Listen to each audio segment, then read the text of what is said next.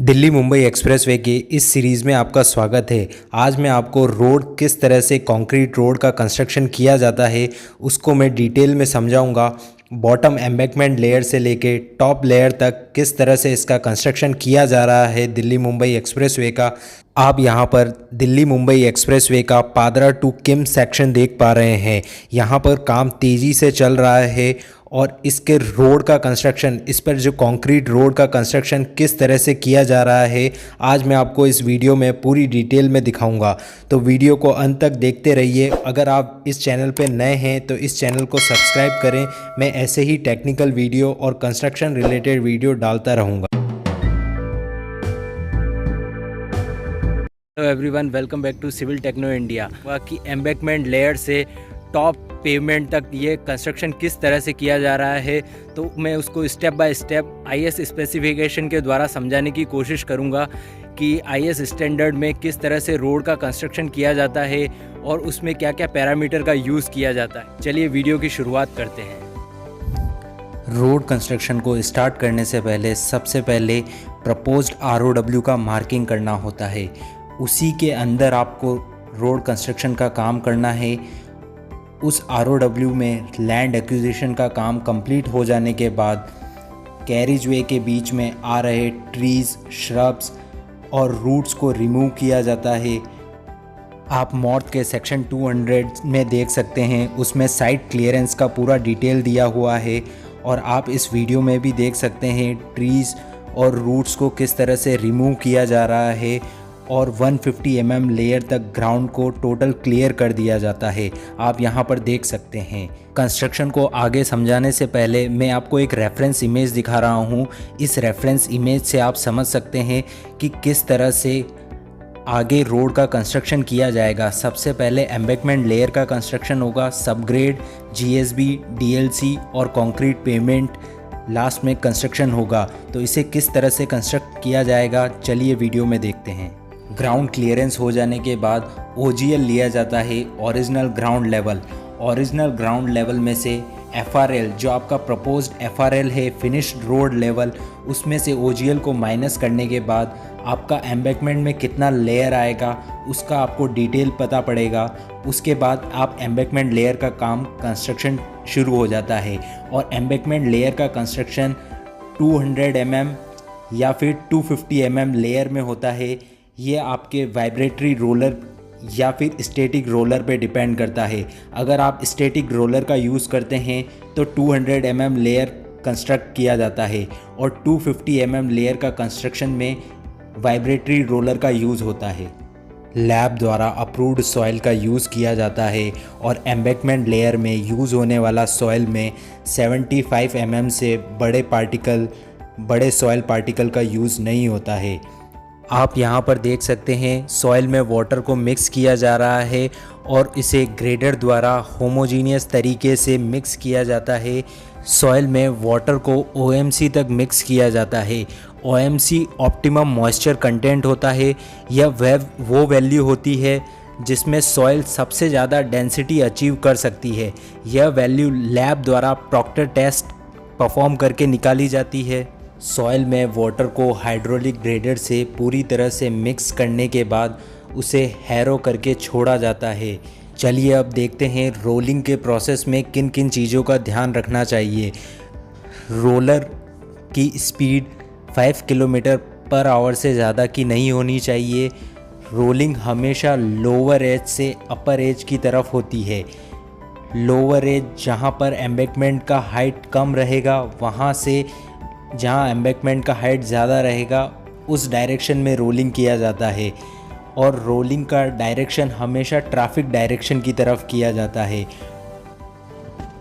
Rolling करते समय आपको यह भी ध्यान रखना है, एक पास कंप्लीट हो जाने के बाद दूसरा पास उस पर 1/3 का ओवरलैप किया जाता है। रोलर का कंप्लीट पास फॉरवर्ड डायरेक्शन में आकर वापस से उसी डायरेक्शन में बैकवर्ड जाने पर एक कंप्लीट पास माना जाएगा और ऐसे 5 पास मारने के बाद एक एम्बैंकमेंट लेयर का कंस्ट्रक्शन कंप्लीट हो जाता है और डेंसिटी अचीव हो जाता है।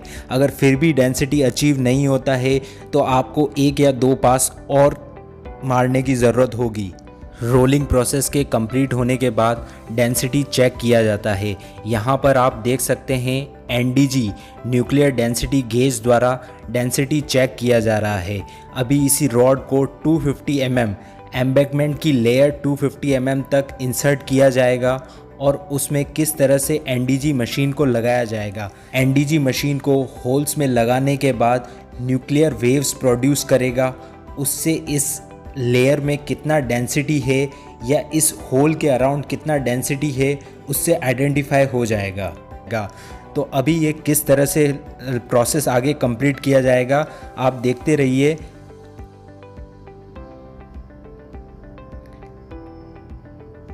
अब इस होल के अंदर डेंसिटी गेज को इंसर्ट किया जा रहा है और इससे आपको 3 to 5 मीटर का डिस्टेंस रखना चाहिए। जब ये मशीन स्टार्ट होती है तो न्यूक्लियर वेव्स प्रोड्यूस करती है जो आपके हेल्थ के लिए एडवर्स इफ़ेक्ट करती है, इसलिए विदिन 1 मिनट तक जब वो डेंसिटी उसका चेक हो रहा है तब तक आपको इससे दूरी बनाए रखनी है। 1 मिनट तक टाइम नोट किया जाता है, उसके बाद डेंसिटी चेक की जाती है। इसमें डेंसिटी और इसका OMC दोनों ही आ जाता है। ओरिजिनल मॉइस्चर कंटेंट कितना है इस लेयर में वो इसका आइडेंटिफाई कर लेता है। एम्बैकमेंट लेयर के कंप्लीट हो जाने के बाद सबग्रेड का प्रिपरेशन किया जाता है। सबग्रेड 500 mm का लेयर होता है, इसे 3 पार्ट में किया जाता है। 200 mm का 2 लेयर होता है और लास्ट में 100 mm का सिंगल लेयर जो टॉप लेयर होता है उसे 100 mm का रखा जाता है। सबग्रेड सॉइल का लास्ट लेयर होता है, इसलिए इसमें नॉन एक्सपेंसिव सॉइल का यूज़ किया जाता है और 50 mm से बड़े कोर्स एग्रीगेट का यूज़ या पार्टिकल का यूज़ नहीं होता है।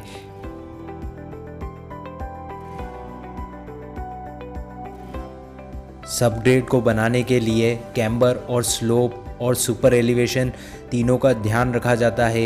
यह सॉइल का लास्ट लेयर होता है, इसलिए लेवल का टॉलरेंस को ध्यान में रखते हुए इसका कंस्ट्रक्शन किया जाता है। आप यहाँ पर देख सकते हैं हाइड्रोलिक ग्रेडर द्वारा सॉइल को मेंटेन किया जा रहा है सेम लेवल में। सबग्रेड के प्रिपरेशन में किसी भी तरह के दूसरे व्हीकल या मूवमेंट को रिस्ट्रिक्ट किया जाता है। क्रैक्स और लूज मटेरियल को रिमूव कर दिया जाता है और डिफेक्टिव एरिया को भी रिमूव करके उसमें फुल थिकनेस तक दूसरी लेयर को रिकॉम्पैक्ट किया जाता है।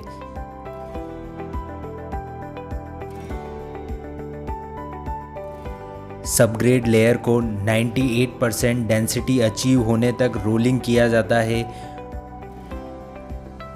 और साथ ही साथ इसके कैम्बर और स्लोप को मेंटेन किया जाता है। और लेवल के टॉलरेंस की बात की जाए तो लेवल का टॉलरेंस ±20 mm होता है सबग्रेड और एम्बैकमेंट के लिए।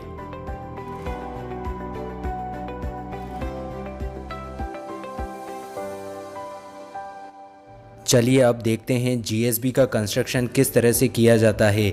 जीएसबी ग्रैनुलर सब बेस होता है, यह एक ड्रेनेज लेयर होता है। जीएसबी लेइंग से पहले वाइट शीट लगाया जाता है जिसे जियो टेक्सटाइल का शीट कहा जाता है। इस जियो टेक्सटाइल शीट का काम होता है यह वाटर को नीचे के वाटर को ऊपर आने से रोकता है। यह एक लेयर का काम करता है, ड्रेनेज लेयर बनाता है जो वाटर के सीपेज को रोकता है और ऊपर से आ रहे पानी को नीचे की तरफ सॉइल में फ्लो नहीं होने देता है। इस टेक्सटाइल शीट के ऊपर जीएसबी का लेइंग 150 mm का जीएसबी लेइंग किया जाता है। ग्रेडिंग 3rd और 4th का लोअर सब बेस के लिए यूज़ किया जाता है और ग्रेडिंग 5 और 6 का सब बेस कम ड्रेनेज लेयर के लिए यूज़ में लिया जाता है।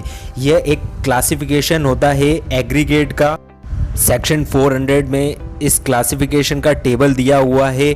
यह सीव एनालिसिस और ग्रेडिंग पे डिपेंड करता है, तो आप इसे वहां जाकर देख सकते हैं कि इसका क्लासिफिकेशन किस तरह से किया जाता है।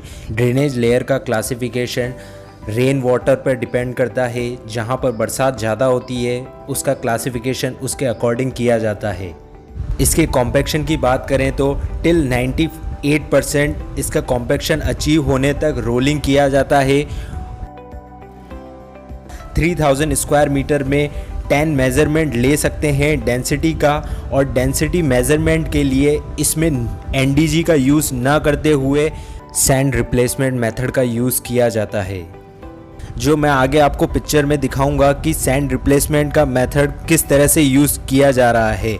और अगर टॉलरेंस की बात करें तो जीएसबी के लेवल टॉलरेंस को ±6 mm रखा गया है। जीएसबी में भी हाइड्रोलिक ग्रेडर द्वारा ही लेवल को मेंटेन किया जाता है।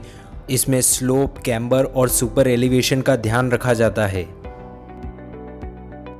ग्रेडिंग प्रोसेस के कंप्लीट हो जाने के बाद रोलिंग किया जाता है। रोलिंग सेम मेथड से किया जाता है एम्बैंकमेंट और सबग्रेड की तरह ही।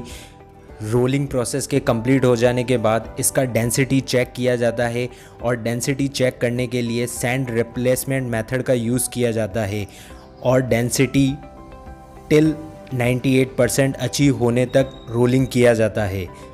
आप यहाँ पर देख सकते हैं सैंड रिप्लेसमेंट मेथड किस तरह से यूज़ किया जा रहा है। आप दूसरे इसके कहीं वीडियो आपको नेट पे मिल जाएंगे, आप वहाँ पे भी जाके इसका पूरे मेथड को अच्छी तरह से समझ सकते हैं। जीएसबी में कोर्सर एग्रीगेट ज़्यादा होने की वजह से एनडीजी मेथड का यूज़ डेंसिटी चेक करने के लिए नहीं किया जाता है। इसमें सैंड रिप्लेसमेंट मेथड का यूज़ ही किया जाता है। एयर में मॉइस्चर कंटेंट को देखने के लिए कैल्शियम कार्बाइड मेथड का यूज़ किया जाता है। जीएसबी लेयर के कंप्लीट होने के बाद डीएलसी का काम शुरू होता है। डीएलसी का काम किस तरह से किया जाता है वो मैं आपको नेक्स्ट वीडियो में बताऊंगा। ये वीडियो लंबी होने के कारण डीएलसी और पीक्यूसी का काम, कंक्रीट पेमेंट का काम किस तरह से किया जाता है वो मैं आपको नेक्स्ट वीडियो में बताऊंगा। अगर वीडियो आपको नॉलेजफुल लगी है और आपको इससे वैल्यू मिली है तो इस वीडियो को लाइक करें, अपने दोस्तों के साथ शेयर करें, और मेरे चैनल पे नए हैं तो इस चैनल को सब्सक्राइब करें। Thank you for watching the video.